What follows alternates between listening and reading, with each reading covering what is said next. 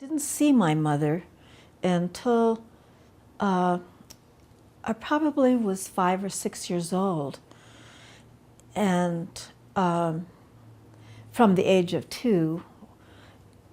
And she, of course, I only heard later why she did this, but she stole me out of my grandmother's place and said, don't say anything. So very, very early morning, she grabbed some of my clothes and we drove off to Arkansas, and I thought I was going to be living with my mother, and I was so happy. I was just in ecstasy because that's what I wanted most in the world, to live with my mother and father.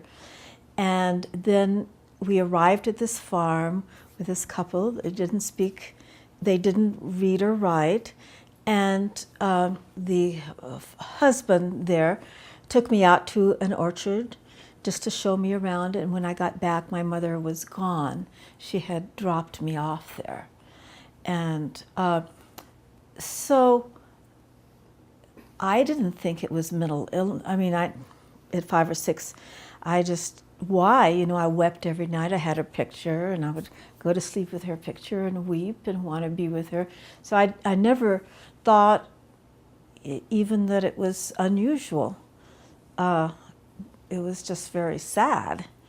So then eventually it took a while for my father had, you know, plainclothes policemen out trying to find where I was, and finally I was found and was brought back to my grandparents.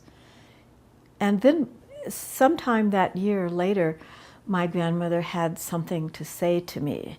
She said, your mother, I have to tell you about your mother. She's been put in a hospital, a mental hospital, because she thinks she's Virgin Mary.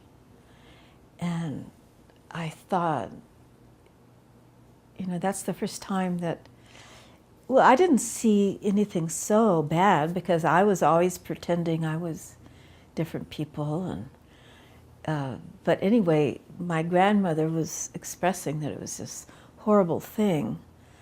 And so that's the first time it was tagged as something unusual or sick.